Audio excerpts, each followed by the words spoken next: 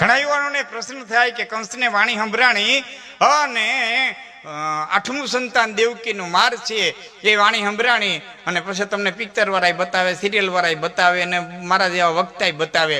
તો રથ પાછો વાર્યો ને એક દરવાજો ખોલે ને બીજો દરવાજો ખોલે ને ત્રીજો દરવાજો ખોલે ને કટા કટા 7 દરવાજા ખોલે ને કંસને વાસુદેવને બેડીયું નાખી અને જેલમાં નાખી દીધા. એટલે ઘણા યુવાનોને પ્રશ્ન થાય કે કંસ એટલો મૂર્ખ હતો વાસુદેવ અને દેવકીને ભેળા રાખે?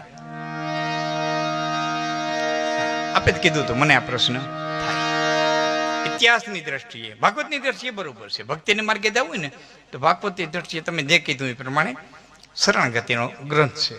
પણ ઇતિહાસની દ્રષ્ટિએ તમને વાત કરું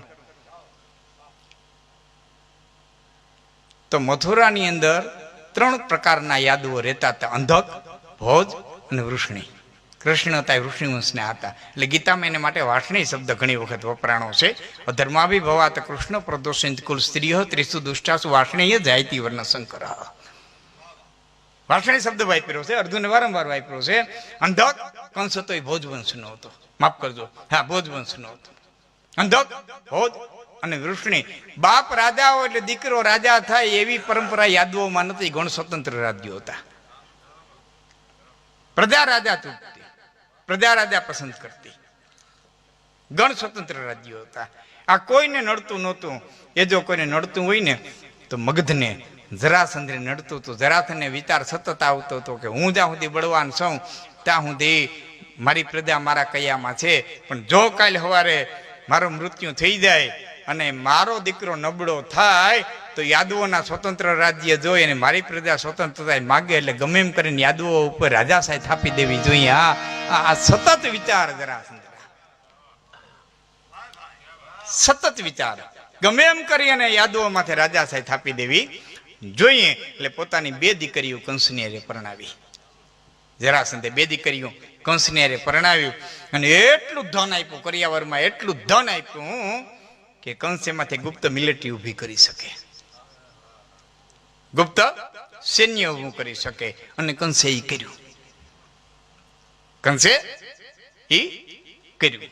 ગુપ્ત મિલિટરી, ગુપ્ત સૈન્ય ઊભું કર્યું.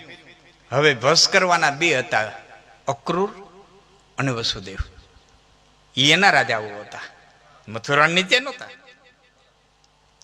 કંસને ખબર હતી અક્રૂર લોભી છે ને અક્રૂરનો લોભ સૈંતક મણીની ચોરી વખતે સતો થયો છે. તેમના પાસે સમય નથી લાંબો, નથી તો બધું તમને કહી દે. કોક દી ભાગવત સપ્તાહ કરવા બેસ્યું તે દિવસ બધા મારે ખુલાસા કરે. પણ મારે કહેવાનો અર્થ એ છે કે અક્રૂર લોભી હતા. એ કંસને ખબર હતી કે અક્રૂર ધનથી વશ થઈ શકશે, વસુદેવ ધનથી વશ ન થાય. માટે વસુદેવને માનસિક રીતે ભાંગી નાખો ને તો જ વસુદેવ વશ થાય. એટલે પોતાની હગી બેન હતી એ અક્રૂરની હારે પરણાવ્યા અને કાકરા દેવકની દીકરી દેવકી એ વસુદેવની હારે પરણાવ્યા. અને પછી દેવકીને મારે મૂકવા જવા છે એમ કરી અને પોતે રથ હાલતો કર્યો. પોતે આકાશવાણી સંભળાવી દેવકીને મારવા ગયો. આ બધી ઘટના છે. વસુદેવે કીધું તારે 8મા સંતાનથી બીક છે ને? કે હા, કે હું તને સંતાન આપી દઈ. એટલે કંસે કીધું તમારા વચન ઉપર મને વિશ્વાસ છે. વસુદેવ ક્યારે અસત્ય બોલતા નથી. વચન ઉપર મને વિશ્વાસ છે, પણ એક શરત મારી રે, દેવકીની દાસીઓથી માંડી અને વૈદ સુધીના માણસો મારા રીએ. વસુદેવ એગ્રી થયા. એને એના રાજની માલિકો મોકલી દીધા. દેવકીને ઓધાન રેનાથી કંસને સમાચાર મળે તે વૈદ જ્યાં સુધી ડિલિવરી કરાવી જાય ત્યાં સુધીને સમાચાર મળે. એ બેના બેટા ને બેહી નાપ ને બેહી જાવ ને બેહી. હું સાહેબને મારે જવાબ દેવો છે ને એટલે પછી હું મજા આવે. 1-2 પ્રસંગ માતાજીનો એકાદો પ્રસંગ એ આપણે ભાવ લઈ બહેનોને મજા આવશે. અને પછી મને કહી દો ભાઈ કેટલા ના ના છે જ બેઠા છે. પણ ડોક્ટર છે, સાહેબનો પ્રશ્ન છે અને ઘણું બધું આમાં મારે આપણે ને આમ તો આ બધું રેકોર્ડિંગ થાય ને ભવિષ્યમાં બધા પ્રશ્નો ઉપસ્થિત થાય. સંસ્કૃતના વિદ્વાનોએ એના અર્થો કર્યા છે, આપણે બહુ જાણતા નથી. પણ ભાગવતના 10મા સ્કંધની અંદર લખ્યું છે પથિગ્રહેણ આભાસમ, કંસને આભાસ થયો એવું લખ્યું છે. આકાશવાણી શબ્દ લખ્યો નથી.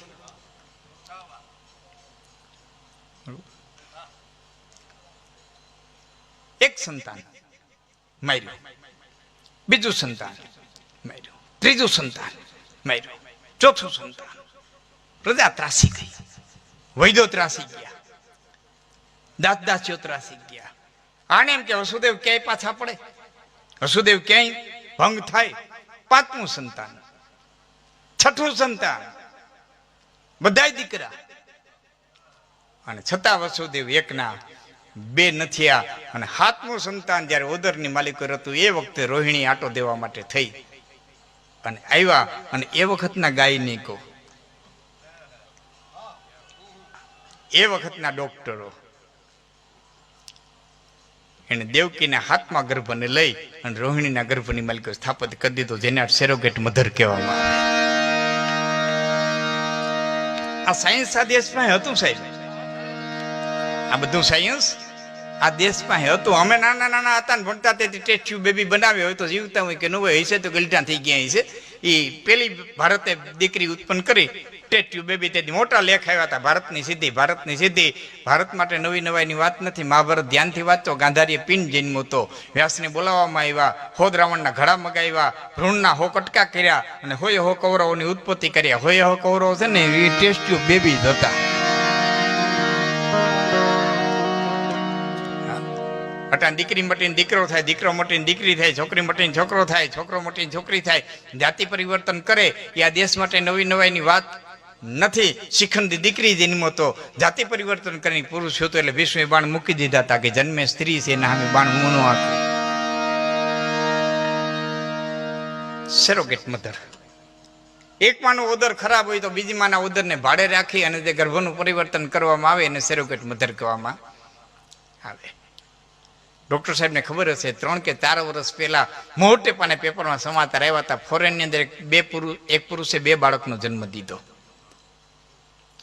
ફોરેનમાં એક પુરુષે 2 બાળકનો જન્મ દીધો. વિજ્ઞાનની સિદ્ધિ કરીને લખવામાં આવ્યું. તો આ દેશ માટે બહુ સિદ્ધિની વાત નથી. ભાગવત ધ્યાનથી વાંચો. રાજા માંધાતા બાપના પેટમાંથી જન્મ હતો. જમણું પડખું ચીરીને એનો જન્મ કરવામાં આવ્યો હતો. આ સાયન્સ આ દેશમાં હતું પણ લઈ ગયા બધું. અહીં એક નથી આવ્યા, ઘણા આવ્યા. ડચ આવ્યા, હુણ આવ્યા, ફિરંગીઓ આવ્યા, મોગલો આવ્યા, ગોરીવંશ, લોધીવંશ. છેલ્લે અંગ્રેજો અમુક જ બુદ્ધિશાળી આવ્યા કે જે આપણા શાસ્ત્રોને લઈ ગયા, બાકી તો ધ્વંસ કરતા ગયા. યુવાન મિત્રોને ખાસ કહું, એવું ન માનવું કે અટાણે અમે 12 ચોપડી ભણેલા છે તો અમારા બાપ 4 ચોપડી ભણેલા હતા, તેના બાપ 1 ચોપડી ભણેલા નહીં હોય, એના બાપ તો હાવો ભણે છે, એના બાપ તો હાવો ભણે છે. આવી માન્યતા દૃઢ કરવાની કોઈ જરૂરિયાત નથી. હા, આ માન્યતા દૃઢ કરવાની જરૂર નથી. એનો તમને દાખલો દઉં. અટાણે કોઈ રાજકીય નેતા ઉભો થઈને એમ નહીં કે મારે મારા રાજ્યને બિહાર બનાવવું. કે કોઈ મારે મારા રાજ્યને બિહાર બનાવવું, બિહાર મોડલ બનાવવું નહીં. બિહારને એટલું અગોવી નહીં કહું કે કોઈ એમ નહીં કે મારે બિહાર બનાવવું. તો 2,500 વર્ષ અમારે પાછા આવો, મારી અરે 2,500 વર્ષ પાછા આવો તો બિહાર એટલે ચંદ્રગુપ્ત મૌર્ય, બિહાર એટલે બિંદુસાર, બિહાર એટલે નાલંદા વિદ્યાપીઠ, બિહાર એટલે સમ્રાટ અશોક, બિહાર એટલે ચાણક્ય, બિહાર એટલે ભગવાન બુદ્ધ, બિહાર એટલે મહાવીર સ્વામી. અને એના સાધુએ એટલો વિહાર કર્યો, એટલો વિહાર કર્યો, એટલો વિહાર કર્યો કે આખા પ્રદેશનું નામ જ વિહાર પડી ગયું. બિહાર, બિહાર, બિહાર, બિહાર, બિહાર. હવે પાછા આવો, મારે યાત્રા કરો 1 મિનિટ પૂરતી. પાછા આવો. વર્ષ દી પહેલા ભારત સરકારે CPSCની, GPSCની સૈનિક કહેવાય, UPSCની સૈનિક પરીક્ષા લીધી. 1,723 વિદ્યાર્થી પાસ થયા. IAS અધિકારીઓ 1,723 પાસ થયા ભારતમાંથી. એમાં 1,123 બિહારના, 600 અન્ય રાજ્યના, 600 અન્ય રાજ્યના. ગુજરાતનો એક પણ નહીં. નીકળ્યા માવા ખાધા, મોટરસાયકલ ફેરવા, સભાઈઓ ગજવ્યો.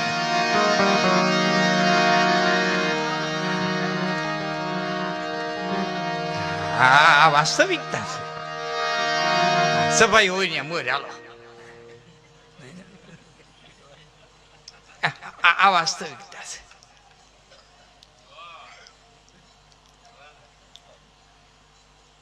તો આ દેશ હાથમાં ગર્ભ રોહિણી દીના ગર્ભની અંદર રોપી અને જાહેર કરી દેવામાં આવ્યું, જેને અટાણની ભાષામાં આપણે મિસ ડિલિવરી કહીએ, જે તે ગામડાની ભાષામાં આપણે કહવા કહીએ કે જે કંઈ એને નામ દેતા હોય તે દેવકીને બાળક જન્મ્યું નથી અને કંસે સ્વીકારી લીધું. 8મું બાળક ઓદરની માલિકો રહ્યું ત્યારે મથુરામાં જબરદસ્ત સભા ભરી કંસે ઉભા થઈને કીધું કે હાથમાં બાળકને ગુમ કરી દીધું છે એવો મને પાકી શંકા છે. કારણ કે મારા વૈદો, મારા ડોક્ટરો, મારા નોકર ચાકરો એમ તમામ કહેતા હતા કે દેવકીની તબિયત સંપૂર્ણપણે સ્વચ્છ હતી, અને છતાં એમ કીધું કે બાળક નથી દઈનું, તો હાથમાં બાળકને વસુદેવે ગમે ગુમ કરી દીધું છે. એટલે મથુરાવાસીઓને વિનંતી કરું છું કે વસુદેવનું જે 8મું બાળક જન્મે એ મારા કેદખાનામાં જન્મવું જોઈએ, મારી નજર સામે જન્મવું જોઈએ. અને એ પછી વસુદેવને દેવકીને કેદની માલિકો પૂર્યા હતા. ત્યાં સુધી વસુદેવને દેવકીને કેદમાં પૂર્યા. આપણા પ્રશ્નો